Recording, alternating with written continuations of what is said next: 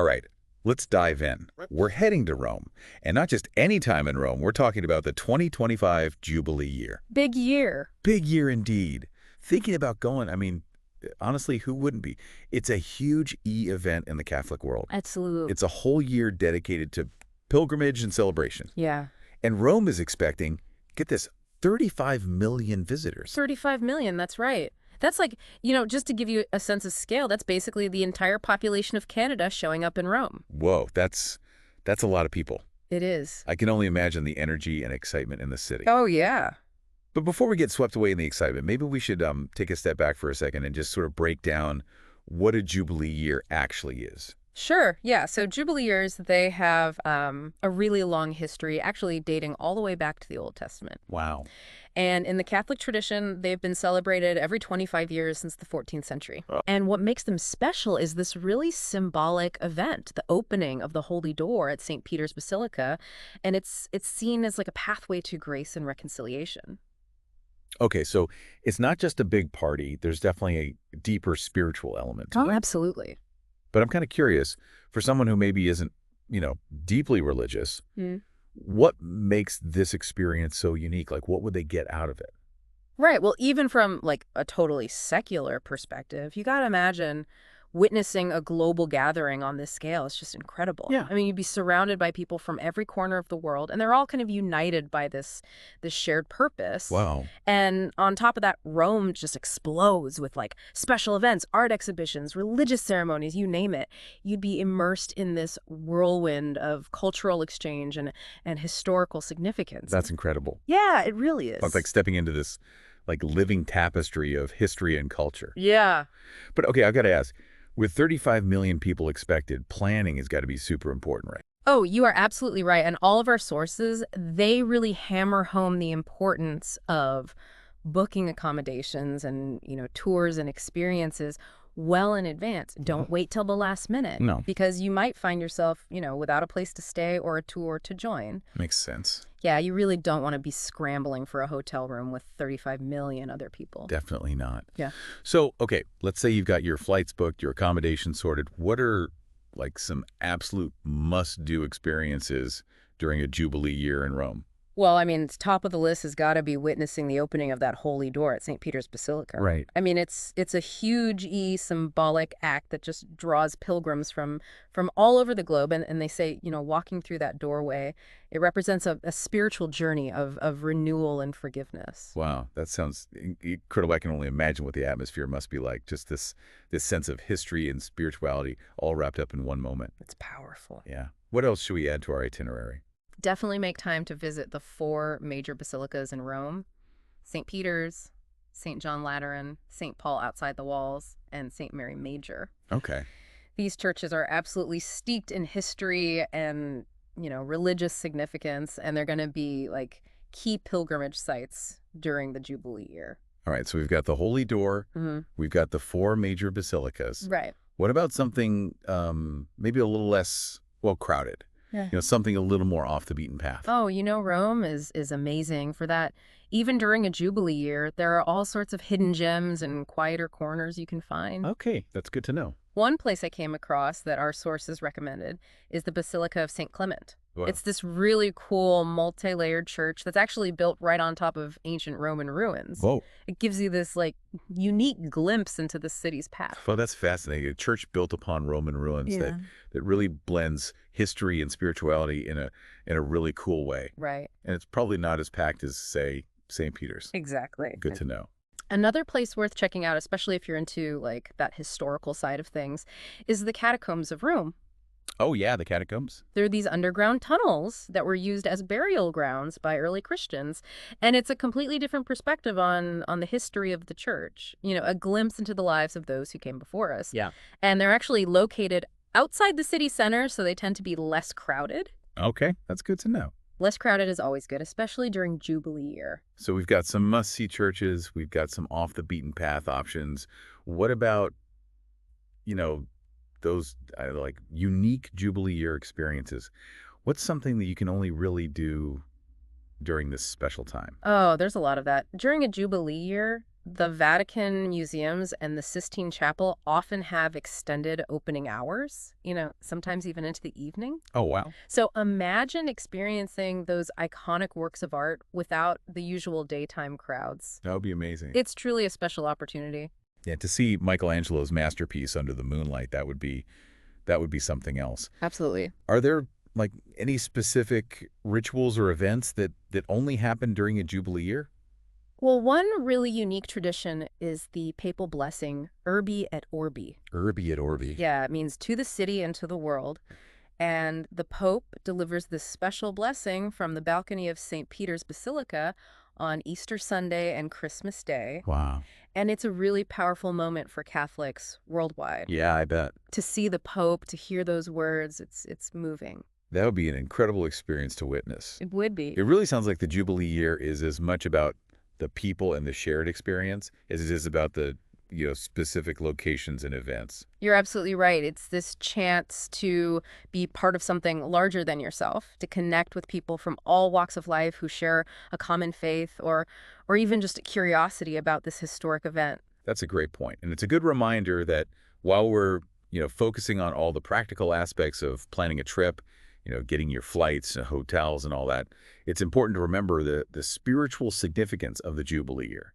It's time for reflection, for forgiveness, for, spiritual renewal. Yeah, exactly. Even if you're not going as a pilgrim, the Jubilee year offers this incredible opportunity to connect with something deeper, to explore your own beliefs and values amidst this global gathering. It's a reminder that even amidst all the bustling crowds and the grand celebrations, there's this underlying spiritual current that really makes this experience unique. It's true.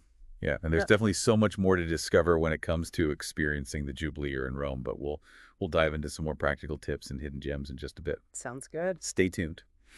So we talked about all the, spiritual and historical highlights of the Jubilee year, but let's get down to some practical stuff. Yeah. Okay, yeah.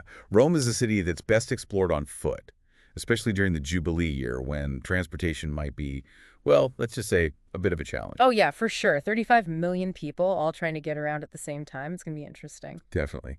But okay, with so much to see, where do we even begin? I'm already feeling kind of overwhelmed just thinking about those crowds. I know, right? Yeah. That's why having a plan is key. Really think about dividing your time between those must-see pilgrimage sites, the basilicas, and then those quieter, lesser-known spots. Okay, so a balance of like the iconic and the hidden gems. Exactly. Got to mix it up. Makes sense. What about specific neighborhoods? Any that we should definitely check out? Well, one area that our sources keep mentioning is the neighborhood around the Pantheon. Oh, the Pantheon, yeah. Not only is the Pantheon itself just an architectural marvel, but the surrounding streets are just bursting with charming cafes, restaurants, shops, you name it. Oh, that sounds lovely. It's a great place to just soak up the atmosphere, enjoy some delicious Italian food. Speaking of food, gotta ask, any recommendations for the best gelato in Rome? Asking for a friend, of course. Of course. You can't go wrong with a classic gelateria like Jubilee. It's near the Pantheon. Okay. It's been a Roman institution since the early 1900s, and their gelato is truly next level. All right. Noted.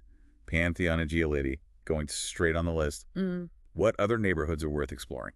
Trastevere is another one you don't want to miss. Trastevere. Yeah, it's this bohemian neighborhood across the Tiber River, and it's just got this magical vibe with narrow cobblestone streets, ivy-covered buildings, a really lively nightlife scene. Oh, that sounds cool. You'll find tons of trattorias serving traditional Roman cuisine and artisan workshops selling unique souvenirs. It's just a really cool place to wander and get lost in the charm of Rome. It does sound like a perfect place to just kind of, wander and get lost in the beauty of it all. Mm.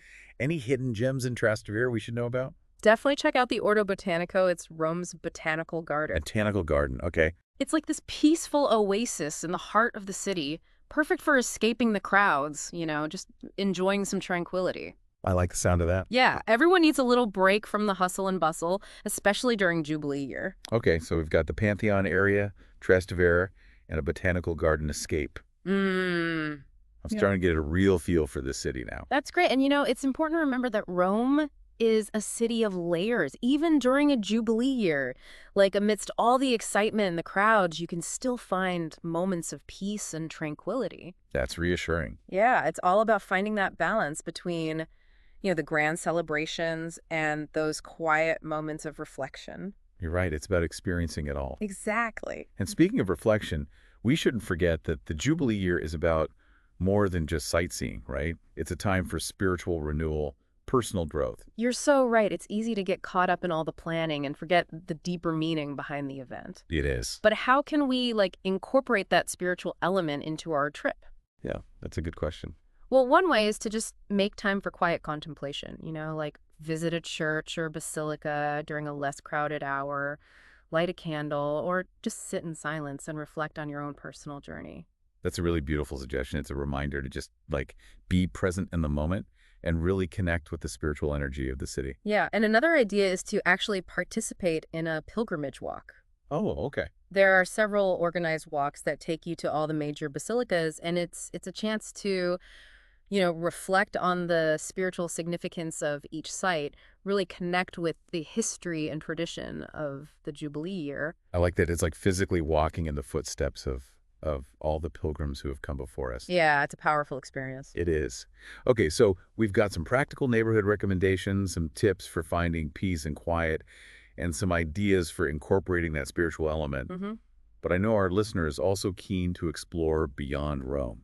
Of course. And our sources have got us covered. They've got some great suggestions for day trips or even overnight excursions that can really add to your Jubilee year experience. Perfect. Let's hear it. Okay, so Rome is amazing, but Italy has so much more to offer, right? So we got to talk about some destinations beyond Rome. For sure, for sure. Got to get out of the city a little bit. Exactly. And, luckily for us, our sources have highlighted a few gems that are perfect for a day trip or, maybe a longer excursion if you have the time. Okay, go. One that really stood out to me was Assisi. Assisi. Yeah, the birthplace of St. Francis. Oh, Assisi. I've heard it's incredibly beautiful. It's really peaceful, very spiritual atmosphere. It is. It's picture yourself, right? You're wandering through these medieval streets. You visit the Basilica of St. Francis with all these stunning frescoes. And, you're just surrounded by the serenity of this hilltop town. It's a perfect complement to the whole Jubilee year theme of, faith and pilgrimage. Yeah, it really does sound like a place where you can, really tap into that history and that spirituality. Absolutely. What about something closer to the coast? If you're looking for some beautiful coastline, maybe a little bit of, ancient history mixed in. Well, if you're thinking coastal beauty and a touch of ancient history, Ostia Antica is a fantastic option. Ostia Antica. Yeah, it's the ruins of this ancient Roman port city, and it's really easy to get to, just a short train ride from Rome. Oh, I love exploring ancient ruins. What kind of stuff can you see there? Okay, think Pompeii, but without the crowds. Okay. I like Yeah, it. you can wander through these remarkably preserved streets, houses, public buildings. You really get this glimpse into daily life in Roman times. Wow. There's even an ancient amphitheater and a bath complex. That sounds incredible. It's amazing. I can picture myself walking those ancient streets, just imagining the people who lived there all those centuries ago. Yeah, it's truly a step back in time. That's amazing. For something completely different, how about a trip to the Castelli Romani? Castelli Romani, I'm not familiar with that. What is that? So it's this group of charming hilltop towns, Okay. and they're located in the Alban Hills, just southeast of Rome. Right. And they're known for their beautiful scenery, volcanic lakes, incredible local cuisine. It's a really popular escape for Romans who just want to get out of the city for a bit, enjoy some fresh air and tranquility. So a perfect getaway from the Jubilee year crowds. Exactly. Sign me up. What kind of food should we try in the Castelli Romani? They're really known for their porchetta. Priccia. Yeah, it's the slow roasted pork seasoned with herbs and spices. It's amazing. You also find tons of fresh produce, local wines, and dishes featuring wild game. It's a foodie's paradise. Okay, Castelli Romani is officially going on the list. Porchetta, volcanic lakes, charming towns. It sounds like a perfect blend of relaxation and, exploration. I like it. It is. And, these are just like a few suggestions. Right? Italy is a country with endless possibilities for discovery. So, do your research, see what speaks to you. Absolutely. That's what makes it so exciting. Yeah. So as we wrap up this deep dive, what are the key takeaways for our listener who's, dreaming of their Jubilee year adventure? All right. First and foremost, start planning early. Rome is going to be like bursting at the seams and booking accommodations, transportation, tours. You got to do all that in Yeah, advance. no last-minute bookings for this one. Nope, not a chance. And also, don't be afraid to venture beyond Rome itself. Assisi, Ostia Antica, the Castelli Romani. These are just a few examples of like the incredible destinations that are just waiting to be discovered. Right, so much to see and do. Exactly. And most importantly, remember what this is all about. The Jubilee year is a time for spiritual reflection and personal growth. Embrace the opportunity to connect with something bigger than yourself, whether it's through, the religious ceremonies or acts of kindness or simply just moments of quiet contemplation. Just be present and soak it all in. Beautifully said. This deep dive has been like such an incredible journey, from the grand celebrations of Rome to those peaceful retreats just outside the city. I agree. It's been a good reminder that travel is not just about checking things off a list. Yeah. It's about experiencing a place with all your senses, connecting with the history, the culture, and, the people who make it special. Couldn't have said it better myself. And to our listener out there, we hope this deep dive has, sparked your imagination, giving you some tools to plan your own unforgettable Jubilee year journey. Absolutely. Go forth, explore, discover, and create memories that will last a lifetime. Happy travels.